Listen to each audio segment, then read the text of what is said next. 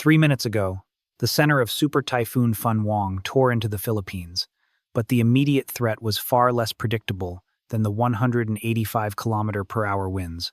It was a crisis of perception, a moment when sound became a weapon of mass confusion. The sound that ripped through the chaos, that turned fear into outright terror, was the shrill, unmistakable blare of a tsunami alarm. This ringing siren across coastal towns marked more than just an atmospheric event. It signaled a devastating trust deficit. You see, there was no seismic activity. There was no underwater landslide. The Earth itself was calm. Yet, the alarm sounded, and with it, the terrifying question. When your life depends on clear data, but the official signal is a lie, who do you trust? This video is not just about Super Typhoon Yuan.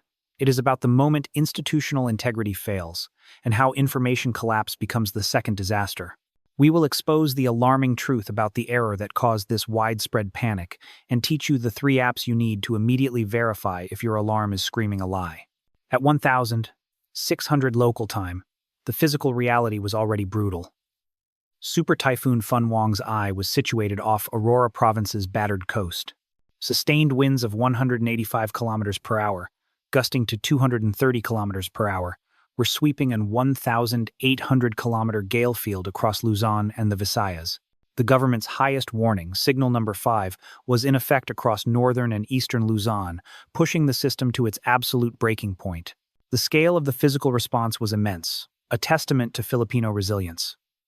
More than 1 million people were ordered to evacuate, leaving their homes with just a single bag, carrying children wrapped in raincoats, moving before nightfall.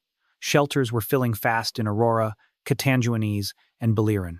Over 300 flights were grounded, and all sea travel was suspended, with wave warnings posted for heights up to 14 meters. Power systems across the impact zone began to fail instantly, as the first bands of the typhoon snapped lines and toppled trees. But the chaos was compounded by the subtle, insidious knowledge that the system itself was fragile. The land was still soaking wet from the immediate predecessor, Typhoon Cal. River gauges across Luzon reported levels not seen since last year's worst floods, with the Cagayan River already past the critical threshold.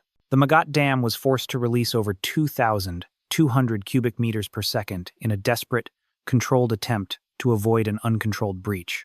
This environmental saturation meant that every additional drop of rain was a direct, immediate threat, risking sudden landslides and flash floods. The underlying physical vulnerabilities only worsened the effect of the false alarm. Infrastructure damage from the last storm remained the critical weak point. A 180-meter breach in Baylor's coastal seawall was held back only by sandbags. The Magat Bridge, a key supply artery, was restricted to light vehicles. The message from forecasters was a grim admission of systemic exhaustion. The land simply cannot take more water. This reality created a psychological trigger, making people hyper-responsive to any sound of danger, especially the sound of a tsunami warning. The real danger here is the amplification of panic, when the public knows the physical system is already on the verge of collapse. When the soil is saturated and the seawall is patched with sandbags, any signal, even a false one, can trigger a catastrophic chain reaction of fear and mass hysteria. This is the definition of a climate stress test on a nation's institutional bandwidth, a point where even the simplest alarm can break the spirit of survival and recovery.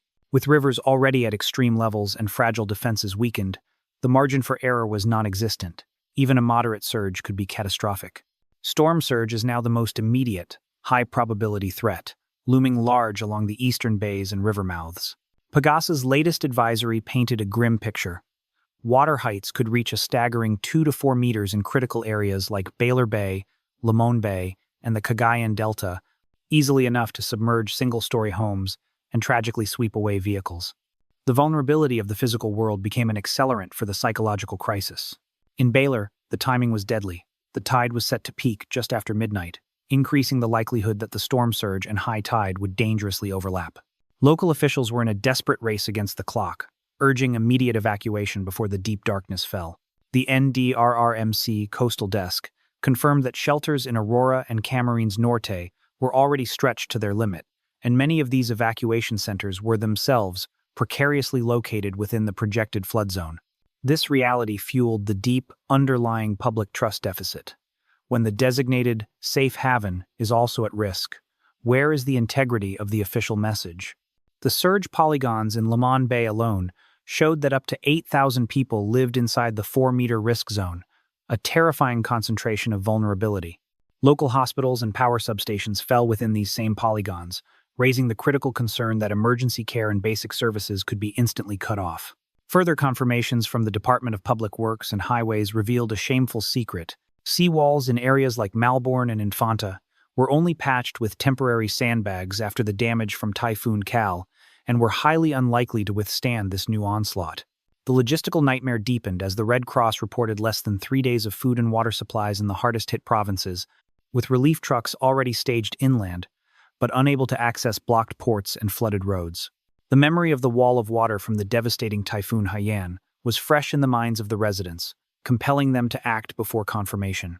Many had already fled their homes, carrying only essentials and hoping desperately that the surge would not reach their properties this time. It was at this point, precisely when the psychological pressure was at its maximum, that the false alarm became a crisis of faith. Sirens blared across coastal towns, terrifyingly labeled as tsunami warning. Social media ignited with panicked claims, sending already displaced families rushing away from the shore again.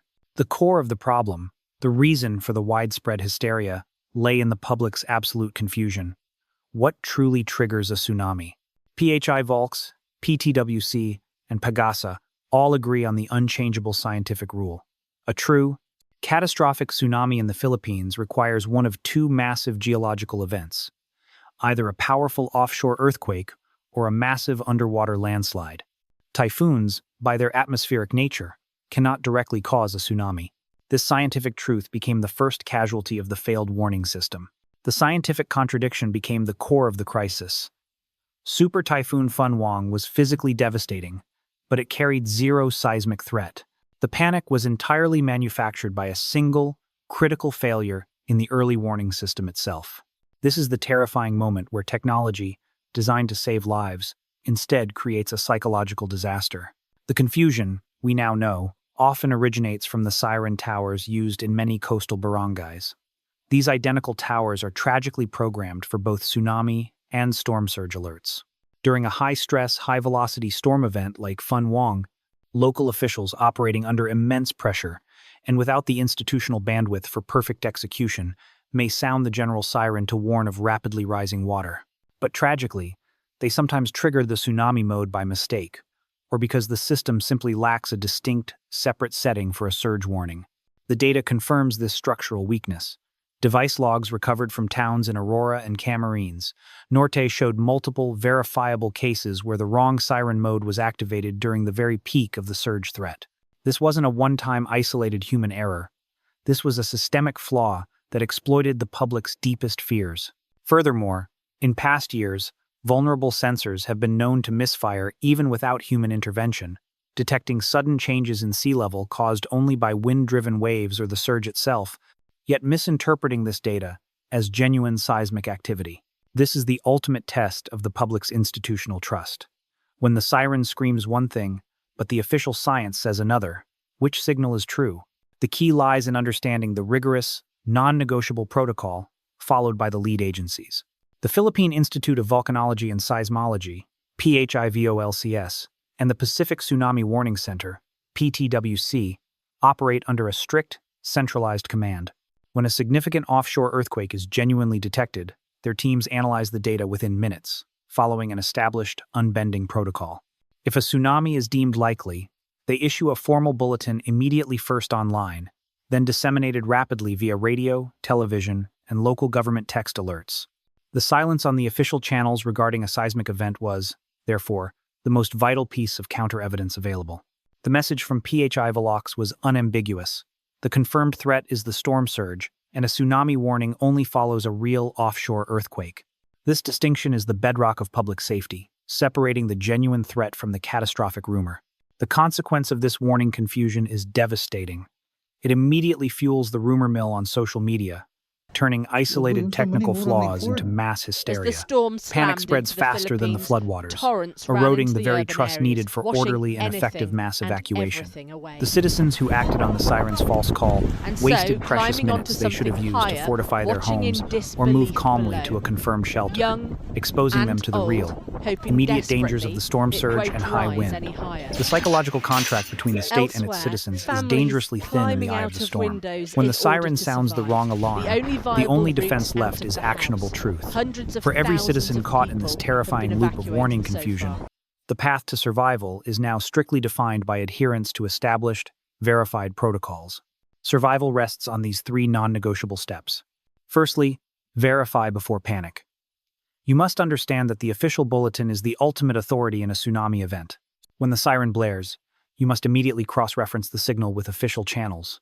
The definitive sources, the Pacific Tsunami Warning Center, PTWC, Phivolcs, and Pagasa, will issue a formal, widespread bulletin within minutes of detecting a significant offshore earthquake. If these agencies are silent on a tsunami, the danger is localized, likely a storm surge, and the alarm is an error. This moment of cross-referencing is your crucial time saver. It separates the informed survivor from the panicked victim. Secondly, act on the confirmed threat. In the case of Super Typhoon Fun Wong, the confirmed ocean threat was, and remains, the storm surge. The difference between the two is vital. A tsunami demands vertical evacuation to high ground away from the coast, while storm surge requires evacuation inland, away from the immediate shore and low-lying river mouths. By verifying the threat, you ensure your action is targeted and effective, avoiding the tragic mistake of moving in the wrong direction or wasting time due to the false alarm. Finally, leverage institutional trust. The public's long-term reliance on the system is the hidden infrastructure that saves lives. We call this the resilience dividend. The damage inflicted by the storm surge is only amplified by the trust deficit created when the public believes the authorities are either lying or incompetent. Your duty is not only to save yourself, but to reinforce the integrity of the official message by sharing only the verified bulletins, not the social media rumors. Right now, for the nearly 110 million Filipinos who face a future of more intense, back-to-back typhoons, the most valuable lesson is not about sandbags or seawalls.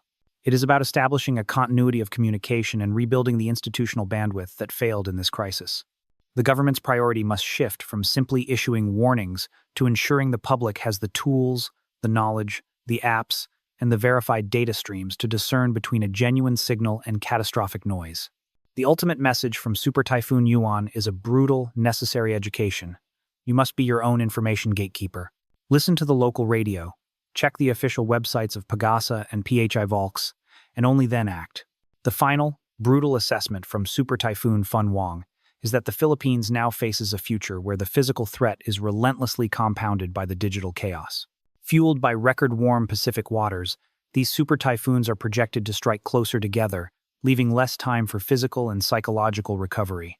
The nation's ability to survive, and, more importantly, to recover, hinges not just on rebuilding damaged bridges and seawalls, but on restoring the fractured institutional trust. The critical lesson remains: you must internalize the science to survive the misinformation. A true tsunami requires an offshore earthquake or an underwater landslide, events completely unrelated to the typhoon's winds or rain. When you hear the alarming, terrifying sound of a siren, your immediate defense mechanism must be a simple, life-saving question. Has Phivolcs issued a formal seismic bulletin? The reality is that storm surge is the confirmed enemy in the face of a typhoon, demanding a different, targeted evacuation strategy. The tragic misfire of the siren system, the very failure that manufactured the panic, exploited the public's lack of clarity on this scientific distinction. For those who lived through this crisis, the path forward is clear: rebuild with resilience and demand information integrity. The government must urgently fix the flaw in the siren systems, ensuring that surge warnings are unequivocally distinct from the terrifying call of a tsunami. The public must commit to acting only on the basis of verified data from reliable sources like Pagasa and the Pacific Tsunami Warning Center. In the end, the ultimate infrastructure is not concrete or steel. It is the shared, unquestioned belief in the factual, official message. The final call to action. Right now, the confirmed ocean threat is storm surge. Only act on tsunami warnings if you see official bulletins from the Pacific Tsunami Warning Center, the Philippine Institute of Volcanology and Seismology, or Pagasa. When in doubt, check their websites, listen to local radio, or ask barangay officials for the latest advisory. In storms like these, clear warnings save lives. Rumors do not.